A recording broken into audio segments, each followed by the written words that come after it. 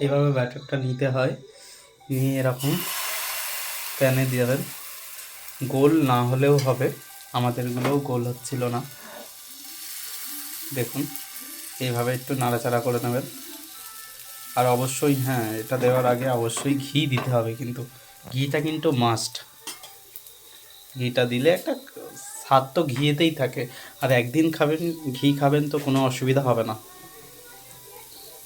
তারপরে ছইটাকে এইভাবে দিয়ে দেবেন। কালারটা দেখুন একদম এরপর এইভাবে কালার চলে এলে দেখুন এটা হচ্ছে পারফেক্ট কালার।